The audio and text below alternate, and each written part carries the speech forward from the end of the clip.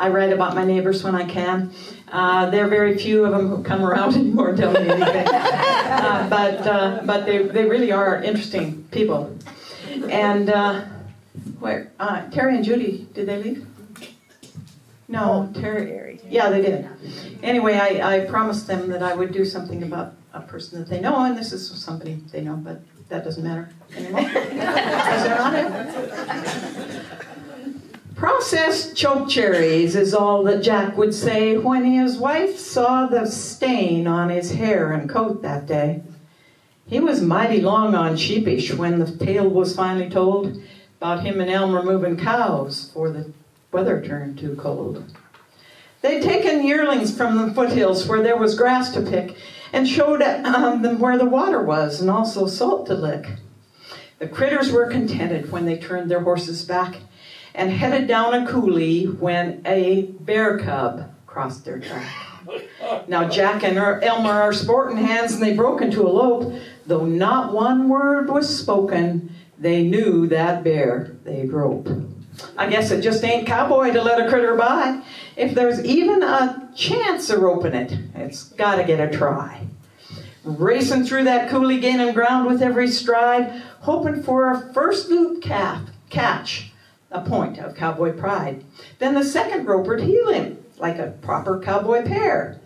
But what they'd do with a roped bear cub hadn't sunk below their hair.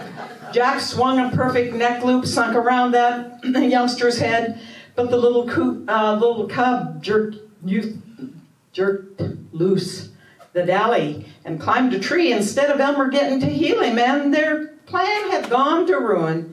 And Jack's expensive stock rope, a necklace for that bruin. The pair reined up their horses and up the tree were staring. The bear cub climbed a little higher as though he were a daring. Come on, you coward cowboys, do you want your rope or not? Because you'll have to come and get it and undress me on the spot. Jack said, I believe I'll chance it. He's just a half-grown little feller. Besides, I need my rope back and gotta prove that I'm not yeller.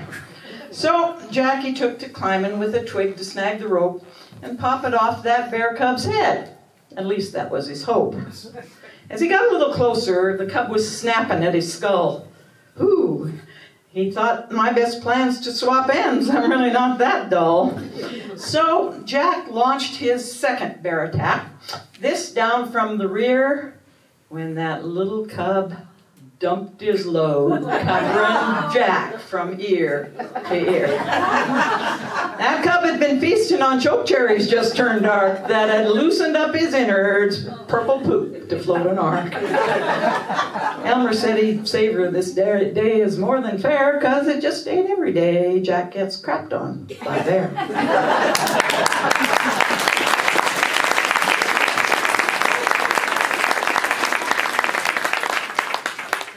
All right, the deal still stands. If you want to go to lunch, go ahead.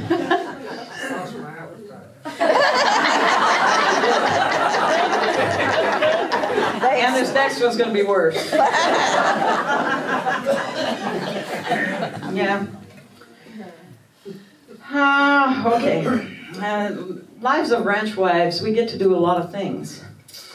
Anyway, this happened a few years ago.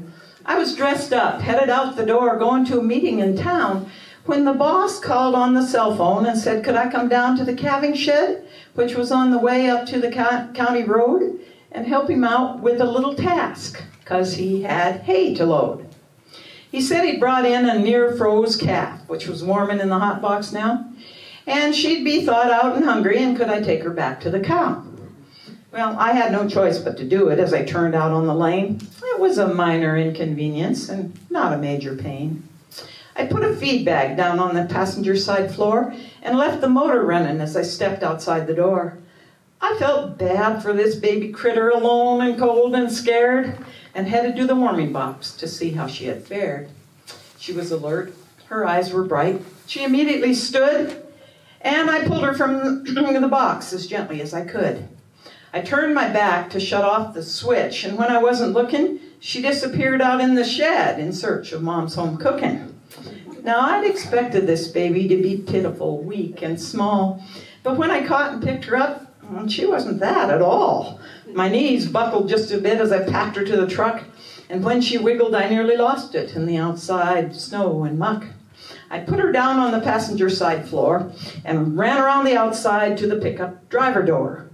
And I got to the other side and opened up that door and met that calf mug to mug up on the seat on all fours. I pushed her back to the floor. A silly, futile plan, because she just jumped back up again each time I'd move my hand. She lay down on the seat, her chin was on my knee, and then she nearly knocked me out when she decided she had to see what was out the window on the way back to her mom. Dazed, I just kept driving and trying to keep calm.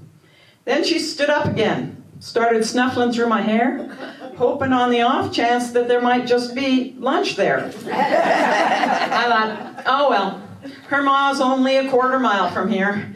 But when I turned into the pasture, she was sucking on my ear. Now you all know what's coming next, and I suppose so did I. She swapped ends, her tail toward me, and drained her bladder dry.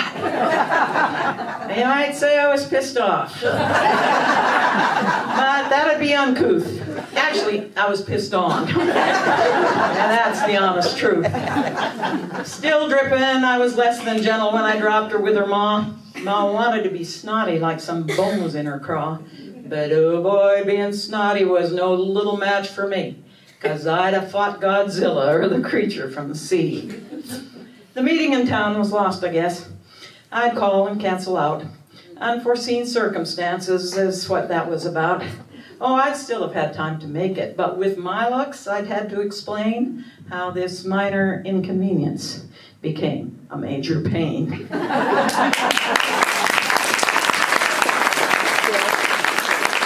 got two more really short ones. Everybody still with me? Yeah. Okay. All right. I know that this is August, but Christmas is not that far away, and time goes by pretty fast. So, I wrote this a few years ago because I had gotten a Christmas letter. We all get them, you know. Those Christmas letters, and these are the Xeroxed off kind, and oh yeah, we got a lot of them. My sister-in-law from Texas is the worst. Oh, when her Christmas letter comes, it used to take us 3 days because you could only stand a paragraph at a time. It was that bad. I mean, and you get the ones where, you know, little Sally's off at college and she's doing great and wonderful things, and Johnny is, I don't know, everybody's doing great and wonderful things. Well, nobody can have a life that good. I don't believe it. So I wrote this Christmas letter as a response to that sort of thing. My mother had a fit. She said, "Don't mail it to anybody, they'll believe it." But you can believe it if you want, I don't care. Take your pick. We got your letter and are pleased to hear your past year has been real prosperous and happy. Unfortunately, we have to report ours has been downright crappy.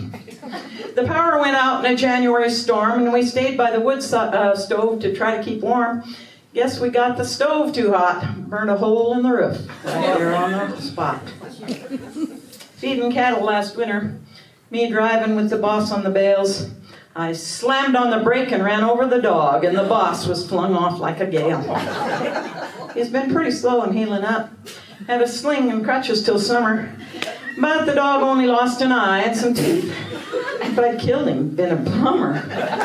Cabin was rocky, we had some bad luck. 2 cows prolapsed the very same day. But we ain't in this ranching for money. It's the way of life, so they say. Old Gramps is still with us, but not doing so well. We can't keep him out of the gin. He still eats plenty and is ornery as hell, but we're ashamed to admit he's our kin. Ross crippled his horse back in July, and the baler broke down during haying. Garden got hailed out in a bad summer storm, and our equipment we're still a-paying. Our kids are high-spirited, wild. They might even wind up in jail. The problem is with that ag credit. They won't let us budget for bail. Goose chased off the cattle buyer, so prices fell before we could sell. Banker keeps hollering about overdue loans. Things ain't rosy, can you tell? Septic tank backed up yesterday.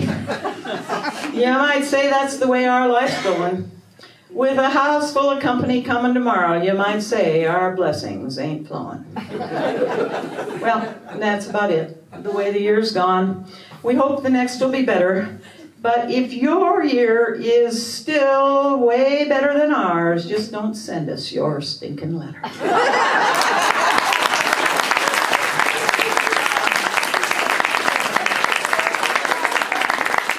About it when you write one of those letters, huh? Okay, this very last one I wasn't going to do, but somebody asked me to do it. Isn't here. Oh. Anyway, I always offend somebody. I'm pretty sure I will. And mostly I don't care. This is, a lot of people asked for this one. An old cowboy had gone to the city. With every trip, he gets more amazed. He stopped in front of a tattoo shop and pondered if some people are crazed to get permanently marked up on purpose. He had more than enough natural scars. And 50 years on down the road, they aren't going to be showing off their markings and bars. 'Cause Ma Nature is not kind to bodies. And the vision in this cowboy's mind's eye of stretched out and distorted tattoos and piercings are enough to make an old cowboy cry.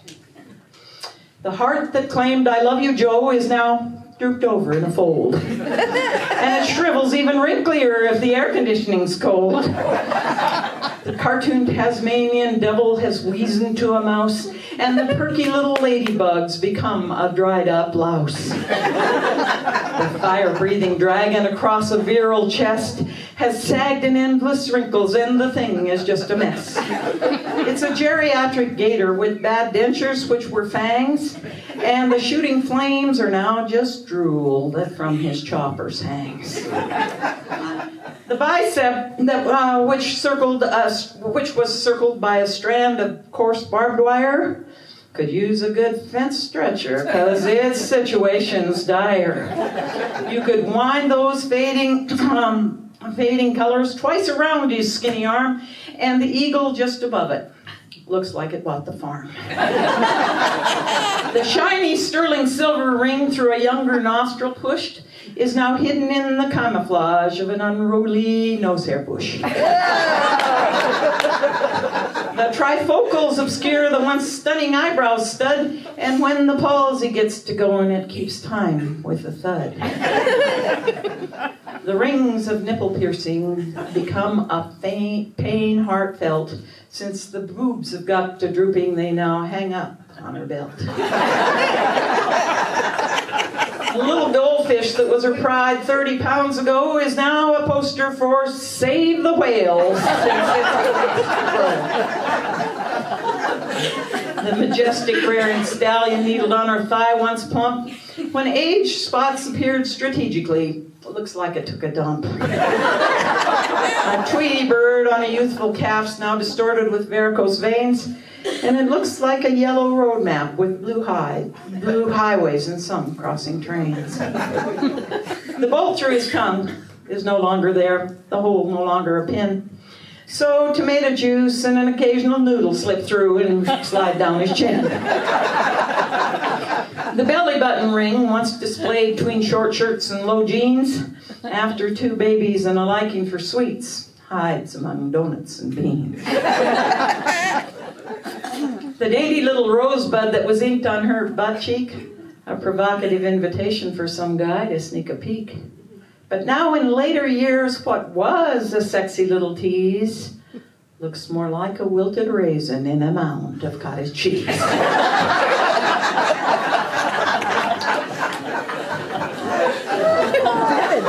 It's really not a pretty picture, is it? Some people get piercings in unmentionable places. Imagine the message that sends. But now, 50 years later, unfortunately results, the rings are rusting in their depends. So, the cowboy decided he'd not go there. His body could go to its rest with no more additional artwork, just the marks he'd got from life's tests. Being plain, he thought he'd better fit in. When in heaven he'd earned his wings.